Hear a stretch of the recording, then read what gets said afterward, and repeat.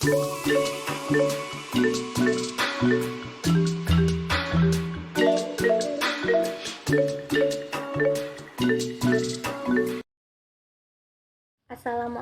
warahmatullahi wabarakatuh. Nama saya Rizazkia Anwar, NIM 2119193. Baiklah, saya akan membacakan pembahasan yang pertama, yaitu pengertian mode pembelajaran DLPS atau Double Loop Problem Solving.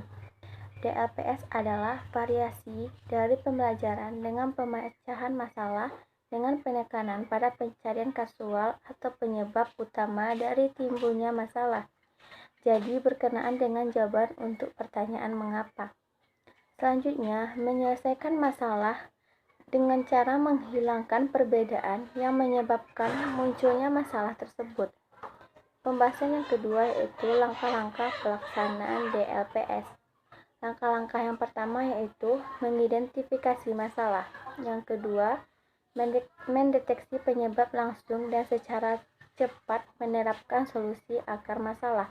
Yang ketiga, mengevaluasi keberhasilan dari solusi sementara.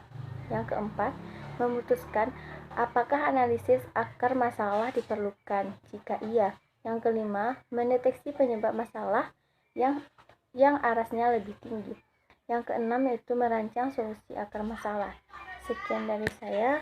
Assalamualaikum warahmatullahi wabarakatuh. Assalamualaikum warahmatullahi wabarakatuh. Baiklah, saya Dila Suci Ananda, NIM 2119191.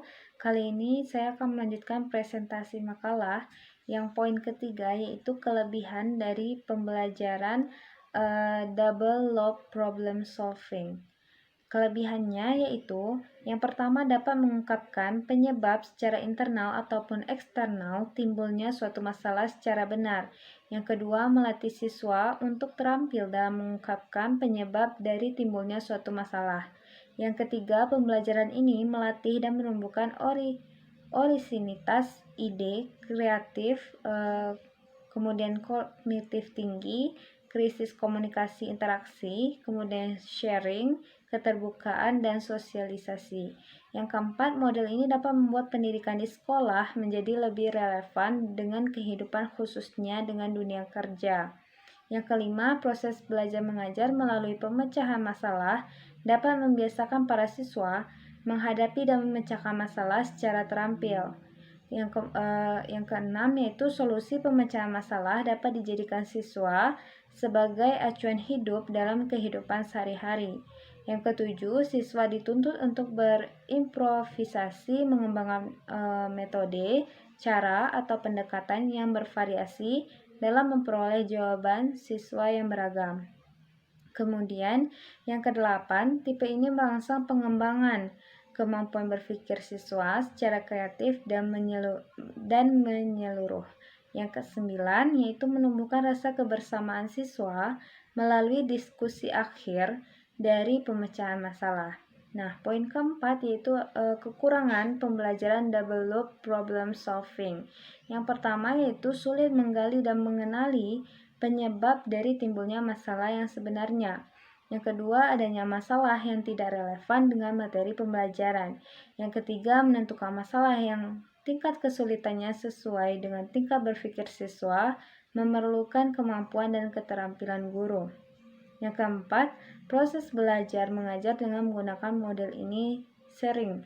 Yang kelima, memerlukan waktu yang cukup banyak dan sering terpaksa mengambil waktu pembelajaran lain.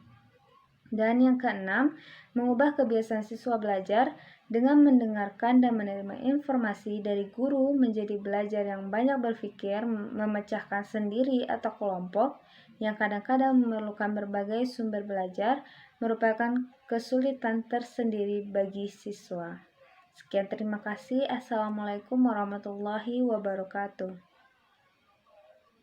Assalamualaikum warahmatullahi wabarakatuh. Perkenalkan, nama saya Nesi Alia Fitri, NIM 2119205. Baiklah, saya akan melanjutkan presentasi makalah poin yang B, yaitu model pembelajaran tipe CIRC atau Cooperative Integrated Reading and Competition.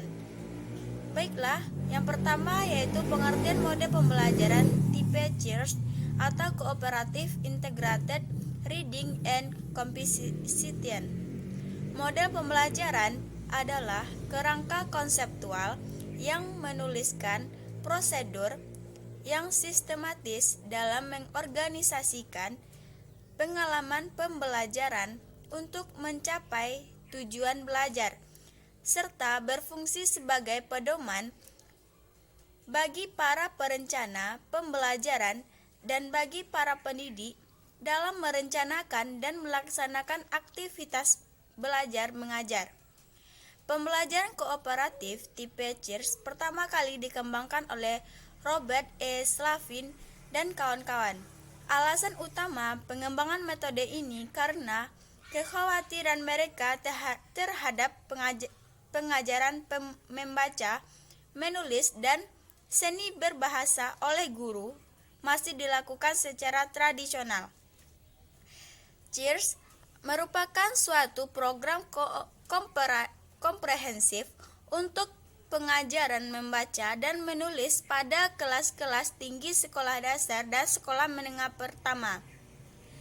CIRS singkatan dari Cooperative Integrated Reading and Competition, termasuk salah satu model pembelajaran cooperative learning yang pada mulanya merupakan pengajaran kooperatif terpadu membaca dan menulis untuk kelas-kelas tinggi sekolah dasar. Namun, CIRS telah berkembang bukan hanya dipakai pada pelajaran bahasa, akan tetapi ilmu sosial dan ilmu alam. Pada mode pembelajaran CIRS, siswa akan ditempatkan ke dalam kelompok-kelompok kecil yang heterogen. Di dalam kelompok tersebut tidak akan dibedakan atas jenis kelamin atau tingkat kecerdasan, sehingga dalam kelompok tersebut ada siswa yang pandai, sedang, atau lemah, dan masing-masing siswa merasa cocok satu sama lain. Dengan pembelajaran kelompok ini diharapkan agar siswa dapat meningkatkan cara berpikir kritis, kreatif, dan menumbuhkan rasa rasional yang tinggi. Baiklah, poin yang kedua yaitu langkah-langkah pembelajaran CIRS atau Cooperative Integrated Reading and Competition. Langkah-langkah pembelajarannya, yang pertama, membentuk kelompok yang anggotanya 4 orang siswa secara heterogen. Yang kedua, guru memberikan wacana atau clipping sesuai dengan topik pembelajaran.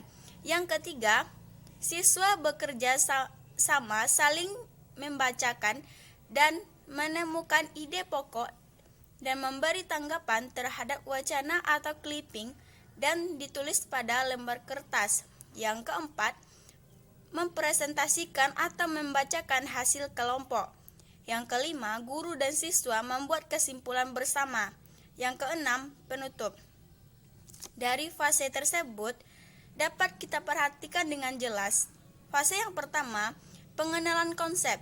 Fase ini guru mulai mengenalkan tentang suatu konsep atau istilah baru yang mengacu pada hasil penemuan selama eksplorasi. Pengenalan bisa didapat dan dari keterangan guru, buku paket, atau media lainnya.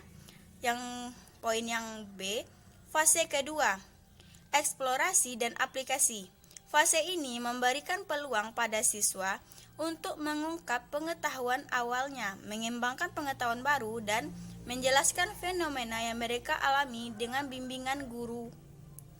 Hal ini menyebabkan terjadinya konflik kognitif pada diri mereka dan berusaha melakukan pengujian dan berdiskusi untuk menjelaskan hasil observasinya.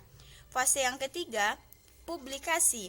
Pada fase ini, siswa mampu mengkomunikasikan hasil temuan-temuan, membuktikan, memperagakan tentang materi yang dibahas. Penemuan itu dapat bersifat sebagai sesuatu yang baru atau sekedar membuktikan hasil pengamatannya. Siswa dapat memberikan pembuktian terkait gagasan barunya untuk diketahui oleh teman-teman sekelasnya. Siswa siap menerima kritikan, saran, atau sebaliknya saling memperkuat argumen. Sekian presentasi dari saya. Assalamualaikum warahmatullahi wabarakatuh. Bismillahirrahmanirrahim. Assalamualaikum warahmatullahi wabarakatuh. Perkenalkan, nama saya Hermayendri, NIM 2119181. Baik, di sini saya akan menjelaskan bagian poin B yang nomor 3-nya, yaitu manfaat model pembelajaran CIRC, Cooperative Interactive Reading and Comprehension. Dengan menggunakan model pembelajaran CIRC, siswa dapat mendapat pengalaman baru dalam proses pembelajaran. Selain itu, model pembelajaran CIRC juga mengasuh daya pikir siswa, karena siswa akan dituntut lebih aktif, dan selain itu juga dapat menghemat waktu. Yang B, dengan menggunakan model pembelajaran CIRC, guru dapat dengan mudah menyampaikan materi pelajaran, sehingga itu guru juga lebih kreatif dalam penyampaian materi serta dalam memotivasi peserta didik. Yang C, dengan menggunakan model pembelajaran CIRC, sekolah akan lebih bermutu karena peningkatan keberhasilan dari hasil belajar siswa. Yang keempatnya, kelebihan dan kelemahan penerapan model pembelajaran Comparative Interactive Reading and Comprehension. Dalam penerapannya, model pembelajaran ini memiliki beberapa kelebihan dan kelemahannya. Kelebihannya yaitu, yang pertama, dapat meningkatkan kemampuan siswa dalam memberikan suatu solusi terhadap suatu solusi permasalahan yang diberikan guru. Yang kedua, dapat digunakan untuk siswa memiliki tingkat kemampuan rendah. Yang ketiga, meningkatkan aktivitas siswa dalam pembelajaran berlangsung. Yang keempat, meningkatkan rasa percaya diri siswa. Dan kelebihannya yaitu, yang pertama, membutuhkan waktu yang tidak sedikit. Yang kedua, sulit mengatur kelas untuk diam, sehingga suasana kelas cenderung ramai dari beberapa kekurangan yang telah dipaparkan. Baik, cukup sekian penjelasan dari saya. Assalamualaikum warahmatullahi wabarakatuh.